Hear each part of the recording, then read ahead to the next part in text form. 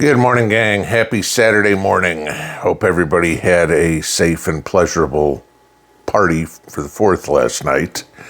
It was actually kind of quiet around here. We'll see what happens tonight because it's Saturday.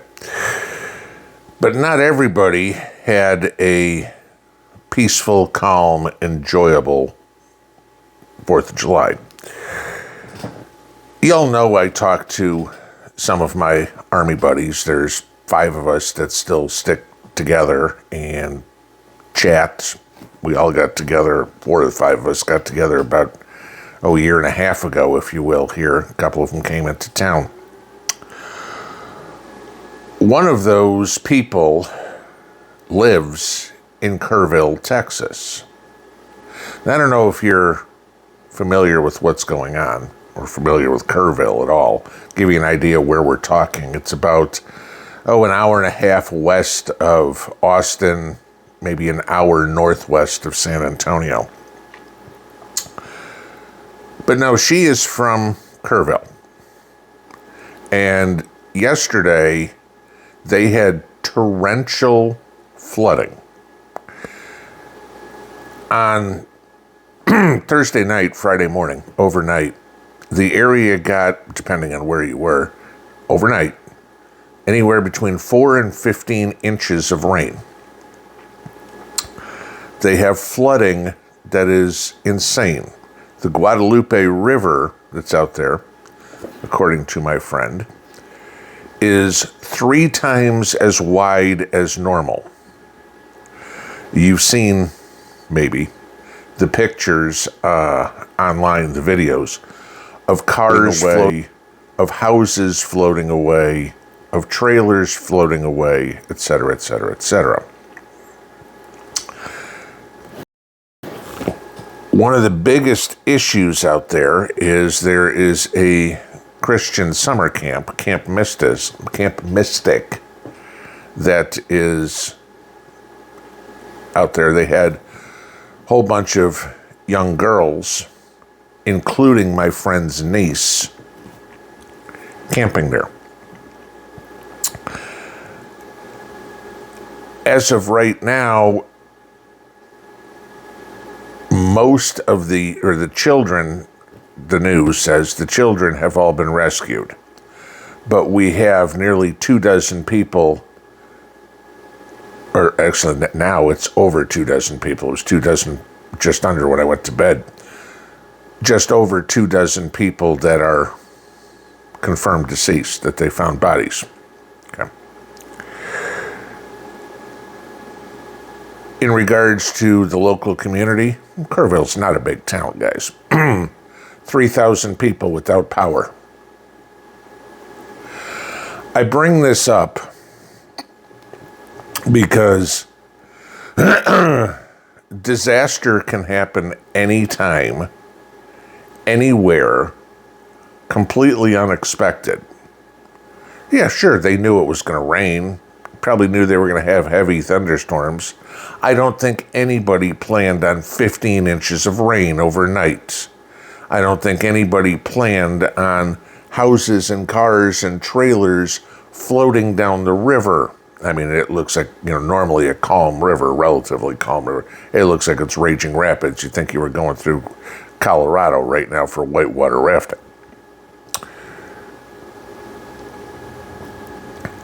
A lot of those people didn't know what was coming. You send your kid to a camp, you certainly didn't know, well, you know what, there's, I don't know, a 50-50 chance of her coming home. Maybe she'll just be washed down the river. This is the kind of stuff we need to pay attention to. This is the kind of stuff we need to prepare for. This is why all these things I talk about all the time are so important.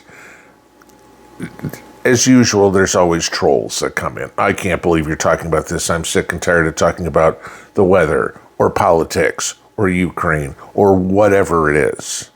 All of it's important, okay? If you weren't paying attention to the weather, didn't know there was a storm coming in, you might not be here this morning. That's a fun way to spend the 4th of July, isn't it? If you didn't prepare, even though you knew the weather was coming in and I'm on high ground, no big deal. I'm not close to the river, whatever, and you're okay. But your power's out. It's South Texas. It's July. I'm betting it's a little uncomfortable, especially after all that rain. Can you get an idea what upper 90s temperatures and humidity would be like without electricity? What do you think is going to happen? Now, granted, this is Texas. If I wouldn't exactly want to be a looter in Kerrville today, let's put it this way. There are probably not a whole lot of people there who aren't well protected. Let's just leave it that way. But all the things that could go wrong went wrong on a holiday where everybody was planning barbecues and softball games and fireworks. And instead, we're swimming for their lives, potentially. No barbecue, no power, no fresh water, no nothing. This devastated a city infrastructure. This is the kind of stuff that happens. And this is one of the many things that we need to be ready for. Mrs. P asked me, she goes, if we got 15 inches of rain, how bad would it be for us? I'm like, the lake could have to come up pretty high. We're about 100 feet above lake level. And Norris Lake is one of the largest lakes in the country. So, yeah, it'd have to be Noah for us to worry about it. But 15 inches of rain coming down and coming down the mountain and hitting the back of my house, that could be a mess, okay? But that's not the only thing. What about tornadoes? We're going into hurricane season. There's a tropical storm, what is it, Chantel, I think it is, that formed yesterday that looks like it's going to hit South Carolina. I know some of you guys live in the Carolinas, okay? Are you prepared for that? Do you even know about that? Have you paid attention to that? This is the issue, and I see this a little bit in the community, at least online, okay? That the prepping community is kind of rested on their laurels, just a hair. Oh, Joe Biden's gone. We don't have the Democrat lunacy running the country. I can ease off a little bit. No, you can't, okay? Wars, storms, terrorism, whatever, crime, illegals, there's still plenty of things that you need to prepare for. Imagine yourself, whether or not you have a river. Think about what would happen if 15 inches of rain hit your house over the weekend. What would have happened? Could trees come down? Oh yeah, I'd say the ground would be saturated. Trees gonna hit your house? What if your car floated away? What would you do? Oh, I'd call the insurance company. Sure, you and the 1,000 other people that have claims, we'll be able to get to you about 3 weeks from now, Mr. Jones. Oh, okay. How am I supposed to get to work until then? That's not our problem, Mr. Jones. I'm sorry. Plans, contingency plans, emergency plans, backups to backups to backups. You guys know this. What would happen? God forbid, what would happen if you had sent your daughter to a Christian camp and she was missing this morning, like a couple dozen of them still are? What are you going to do? Nobody by any means has ever said on this channel or any other prepping channels to live in fear.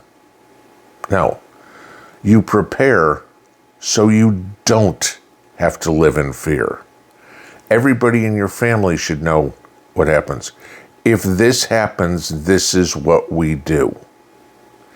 It's not after the fact that you're instructing people. Everybody knows if the house catches fire, we meet at the mailbox. Or if an EMP goes off, we all meet at the post office, whatever it would be. Something like that. You have your plans. Did the girls have radios with them? They probably had phones, okay? But in the panic, how many of them lost their phones? How many of them, their phones were charged, et cetera, et cetera, et cetera? Okay. Did the phones go out? I don't know.